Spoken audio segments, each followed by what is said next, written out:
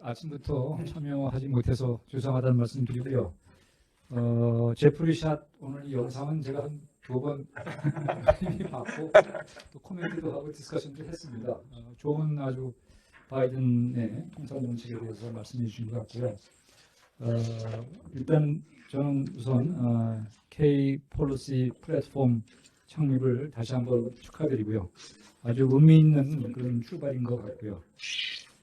저는 박형수 원장님도 잘 알고 또 호영 교수님께서 뭐 이렇게 소개 없이 뭐 좀 하나 해보라고 해가지고 하겠다고 우리 분야니까 이렇게 했는데 보니까 이렇게 아주 거창한 연구원을 이제 만들게 되셨는데 저도 KDI도 있었고 KF도 있었고 했는데 제가 진짜 바라는 거는 이런 연구원이 정말 있었으면 좋겠다는 마음을 많이 갖고 있었는데 옛날에 돌아가신 박세일 교수님도 이런 거에 대한 관심이 많으셨고 그래서 앞으로 모든 분들이 협력을 해가지고 진짜 이제 지속 가능한 그리고 우리나라 발전에 도움을 줄 수 있는 연구원으로 나갈 수 있으면 정말 좋겠어요. 정치적으로 여기 편이다 저기 편 그런 게 아니고 그래서 좀 중장기적인 얘기를 많이 하고 그렇게 되기를 아주 진심으로 바라고 저도 도울 일이 있으면 돕겠습니다. 오늘 간단히 말씀드리려고 그러는데요. 이런 질문을 받고서 제일 먼저 생각했던 거는 우리가 국제 통상 분야, 대외 경제 분야에 우리가 무슨 비전이 있는지, 우리가 어떤 식으로 가겠다는 비전이 있는지, 또는 그걸 실현하기 위한 전략이 있는지, 또 그거를 뒷받침할 수 있는 정책이나 정부 체제가 제대로 갖춰졌는지 그런 생각을 우리가 할 수 있겠습니다. 그런 생각을 해봤어요. 그럼 여태까지 우리는 허둥지둥 제일 먼저 대외경제전략의 목표는 비전의 목표는 수출인데 그래서 FTA 몇 개 하고 전 세계에 우리 시장 점유율이 몇 프로가 됐다, 세계 3위가 됐다 이걸 많이 강조했는데 그리고 개도국을 도와준다고 그러면서도 또 경제기획원하고 외교부하고 또 이제 둘로 나눠져가지고 많이 다투기도 하고 그저 우리 목적 달성이 뭔지도 모르고 이렇게 해온 게 아닌가. 그래서 저는 이제 이런 연구원이 만들어지면은 침착하게 우리의 대외 경제에 대한 비전, 전략, 또 정책, 이행 체계 이런 것들도 한번 연구해 주시면 좋겠다 그런 생각이 들었고요. 왜 그런 생각이 들었는가 하면요. 제가 이제 2번씩이나 컨펌을 했는데 제가 통상교섭본부장을 할 때 2012년 원래 우리 무역의 날이 11월 30일이었는데 이명박 대통령께서 너무 기분이 좋으셔가지고 우리가 1조 달러 무역을 하는 나라가 드디어 된다. 그래서 그거를 이렇게 우리나라는 통계를 해보니까 12월 7일 날 그게 달성되게 돼 있어요. 수입 더하기 수출이. 그래서 무역의 날을 바꿨습니다. 12월 30일에서 12월 7일로. 저는 저한테 의견은 안 물어봤지만 저는 그건 왜 바꾸시나. 그래서 1조 달러가 돼서 너무 좋았잖아요. 몇 년 있다가 다시 1조 달러 밑으로 또 떨어졌어요. 그랬는데 어쨌든 무역으로 말하면 우리가 9위입니다. 9위. 2012년, 13년 그때는 10위였지만 전체 무역으로 사실 잘못돼가지고 우리 2020년도 조금 떨어져가지고 1조 달러가 못 됐지만 그 전에 또 1조 달러 넘었고 세계 무역 9위.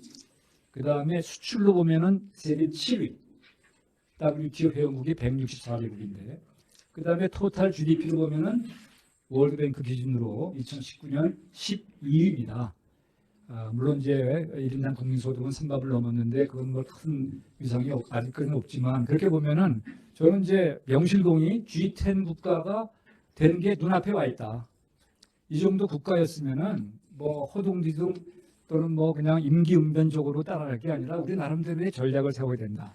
그리고 어떻게 보면은 대한민국은 최빈 개도국에서 G10으로 가는 이렇게 이룩한 아마 전 세계의 유일한 국가입니다. 아마 당분간은 그런 국가가 없을 것 같은데 그런 위상을 차지했으면 우리 나름대로 한번 세계를 한번 놓고서 한번 우리 전략도 만들어보고 비전도 만들어보고 그럴 시기가 되지 않겠는가. 그래서 마침 이 KPP가 출범한다고 그러니까 이거 좀 해주시면 좋겠다. 그런 생각이 내 배경이 들었어요. 그래서 이제 저는 좀 매크로적인 얘기를 하고 허윤 교수님은 조금 마이크로하게 분야별로 말씀을 해드릴 것 같습니다.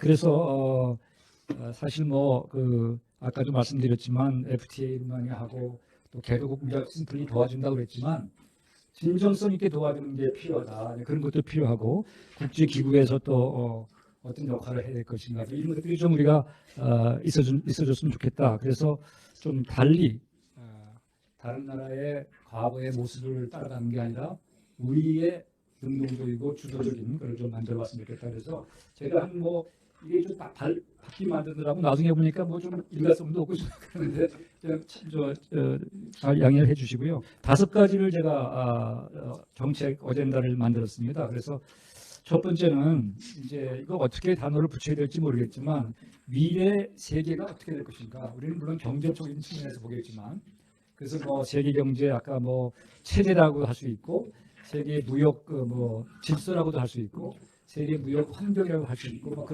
그런 것들이 어떻게 변하겠는가를 갖다가 우리가 한번 우리 나름대로 조망을 해봐야겠다. 이런 게 굉장히 큰 리서치가 된다. 물론 우리가 혼자 할 게 아니라 외국에도 있으면 참조하고 그래서 아주 좋은 그런 리서치를 해줬으면 좋겠다. 그래서 우리 아주 간단히 얘기하면 무역 체제 면에서도 아까 우리 제프리 샷도 얘기했지만 WTO가 있고 또 TPP가 있고 그다음에 소수 국가까지 하는 무슨 환경 상품 어그리먼트도 있고 여러 가지가 있습니다. 이것이 이제 혼재될 텐데 거기에 대한 어떤 전망도 해보고 WTO가 앞으로 계속 지속될 것이냐. 또 우리가 잘 알고 있는 미중 갈등 이로 인해 가지고 과연 패권주의 싸움이 어디로 갈 거냐. 그런 와중에 코드가 어쩌고 1대1로가 어쩌고 이런 것들 알셈이 어쩌고 이런 것들이 많이 들려질 텐데 그런 것들은 우리가 어떻게 봐야 되겠는가. 또 한 가지 중요한 거는 우리가 이제 통상이나 경제를 독립적으로만 볼 수 없는 게 안보, 기술, 환경 이것들이 노동 이게 다 인터와인되는 그런 세계가 오기 때문에 이런 와중에 대충 세계는 이렇게 흘러갈 것이다. 한 20년이나 30년 되다 본다. 이런 거를 좀 만들어주면은 굉장히 좋겠다. 그러면 우리 기업들도 그렇고 참조도 할 수 있고 우리 나름대로 비전을 만들 수 있다. 그런 이제 배경을 먼저 아마 스타디 해달라는 게 첫 번째고요. 두 번째는 그런 배경 아래 첫 번째 건 사실 우리 독립적으로 하기는 좀 뭐할 것 같아요. 다른 국제적으로 유명한 연구원들의 전략이나 전망 이런 것들을 많이 참고해야 될 것 같고 두 번째는 그걸 배경으로 했을 때 이거는 사실 두 번째 제가 말씀드린 거는 핵심 중견 국가 제가 G10 국가를 그렇게 표현했는데 과거에는 중견 국가라고 그래가지고요 선진국가 개도국의 가계 역할을 한다. 아무것도 안 하면 가계 역할을 하는 겁니다.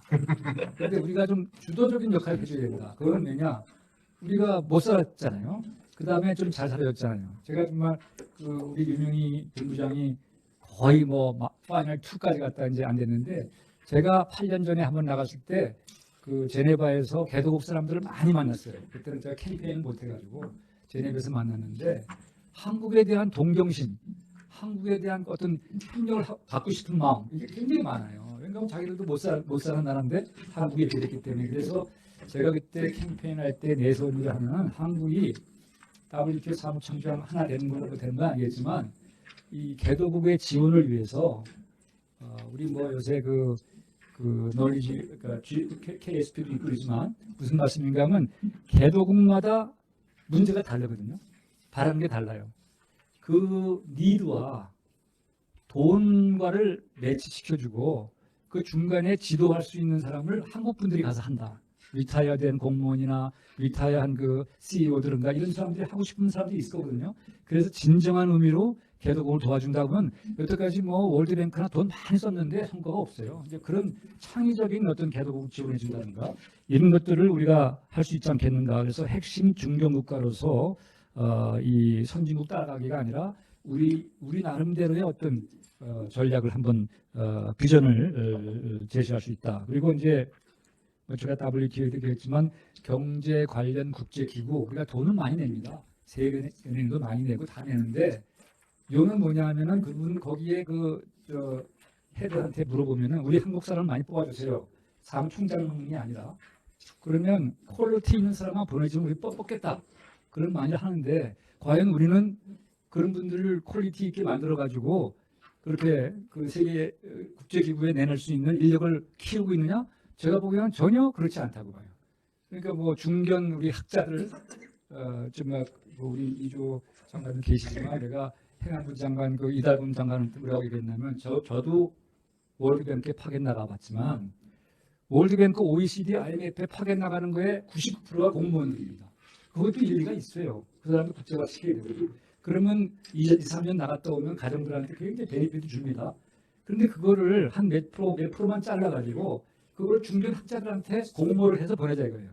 그러면 그분은 전문가로서 OECD 환경을 담당하고 오면 와서도 그 환경하는 전문가들하고 다 연결이 됐는데 공무원은 와가지고 다른 일을 하게 되면 연결이 안 되잖아요. 하여튼 뭐 그런 거를 좀 국가가 그런 인력도 좀 키워야 되겠다. 뭐 이런 것들을 우리가 어떤 비전으로 제시하고 나중에 그거를 이렇게 뒷받침해주는 체계를 만들었으면 좋겠다. 뭐 이런 생각을 해봤고요.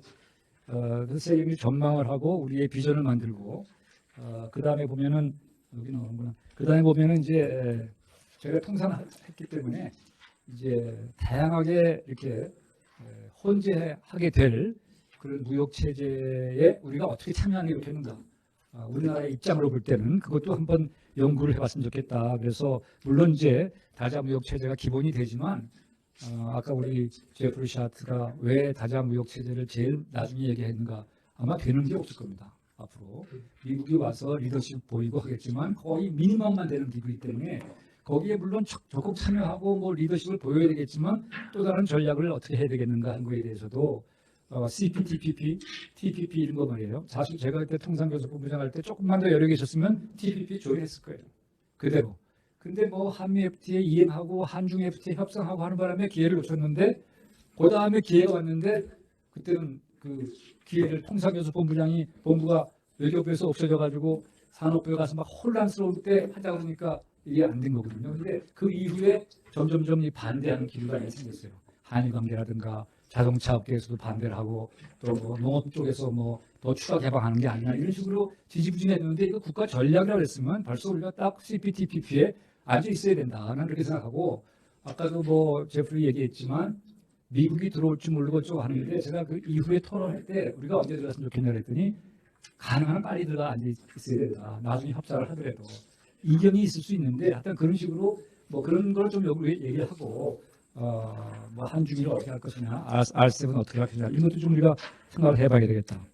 그 다음에는 이제 그런 체제 문제고, 그 다음에는 새로운 통상 이슈에 대한 우리의 포지션이 있어야 되겠다. 그리고 디지털 무역이라든가 환경, 노동 뭐 여러 가지가 있습니다. 새로운 이슈들이 보조금 문제라든가. 그런데 아직까지도 우리는 참여하는 척만 하고 가서 뭐 미국의 의견은 우리한테 이런 부담을 주고 EU의 의견은 이런 부담을 주고 이러면서 그냥 어정쩡한 단계에 있어요.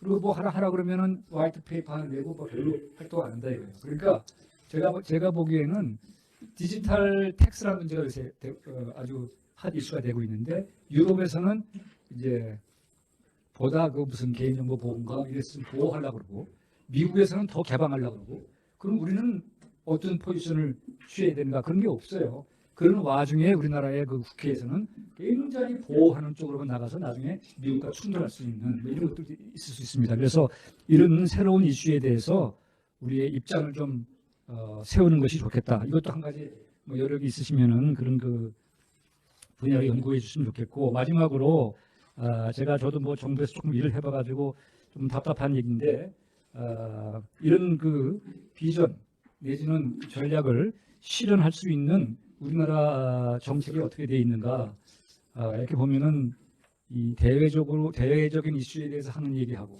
국내에서 벌어지는 얘기하고 완전히 일관성이 없고 이건 선진국이라고 할 수가 없거든요. 그러니까 이제 앞으로 우리의 포지션이 생기면은 다 각자 부처가 일관된 그 행동을 해야 되겠다. 뭐 그런 뜻에서 얘기하는 건데 아주 간단하게 말씀드리면은 통상교섭본부가 과연 산업부에 계속 있어야 될지 굉장히 센시티브한 얘기입니다. 그러나 저때 2013년에 이제 없어졌는데 그게 김대중 대통령이 만들어서 1998년부터 15년 잘하던 기관을 없앴어요. 그때 당시에 디베이트도 안 했습니다. 어떻게 되는지 모르겠는데 세계적인 그 추세는 정답은 없습니다. 그러나 앞으로 통상 이슈가 좀 굉장히 그 어떤 영향을 좀 주고 국내에도 파급 효과를 주려고 그러면 국내 산업을 연결하고 있는 산업부하고 같이 있으면 이건 기본적으로 될 수가 없어요. 그 장관이 있고 본부장이 있는데 장관은 산업을 프로모션하고 싶은데 이 통상교섭본부는 개방을 하고 싶고 이건 완전 콩프리가 됩니다. 그래서 그러는 와중에 전문가들도 안 키워주고 예를 들면 그렇고 또 산업부 안에 뭐가 있냐면은 무역위원회라고 해가지고 외국에서 들어오는 물건에 대한 반도핑을 밀고 상계관세를 밀고 하는 그런 기관이 있습니다. 준사법기관이죠. 근데 그게 산업부 산하입니다. 그러면 산업부에서는 항상 우리를 보호하고 싶어하는 게 이제 그건데 그렇게 되면 외국 사람들이 볼 때 한국의 무역위원회 제도는 완전히 그냥 일방적으로 국내 산업을 보호하는 객관적인 기구가 아니다. 그 신뢰를 잃을 수가 있거든요. 제가 거기도 뭐 무역위원장도 하고 했는데 하여튼 그런 것들 다 해서 좀 한번 이렇게 전체적인 한번 그 플랜을 짜줬으면 좋겠다. 그래서 마지막으로 보면은 뭐 제가 아까 말씀드린 것처럼 뭐 이 국제기구 문제, 그 다음에 개도국을 그 국제기구에서의 우리의 역할 문제, 그 다음에 개도국을 도와주는데 협력도 해주지만 통상의 파트너가 되는 그런 것은 어떤 그런 양립이 지속 가능할 수 있는 그런 제도는 어떻게 돼야 되고 외교부하고 뭐 기재부하고 무슨 유상이냐 무상이냐로 싸울 게 아니라 좀 더 인티그레이트된 어떤 그 대개도국 지원 체제 같은 게 만들어야 되겠다. 그래서 뭐 여기 자세히 써 있는 거는 별로 제가 그렇게 자세히 쓴 건 아니고요. 크게 이렇게 흐름이 한번 전망해보고 우리의 비전 좀 만들고 세계 체계하고 이슈에 어떻게 참여하고 그거를 잘 이해하는 데에는 정부 부처 조직 이런 것들이 새로 한번 짜렸으면 좋겠다. 이런 것들을 좀 우리 KPP에서 연구 주제로 삼아줬으면 좋겠다는 말씀을 드리고 이상으로 마치겠습니다. 감사합니다.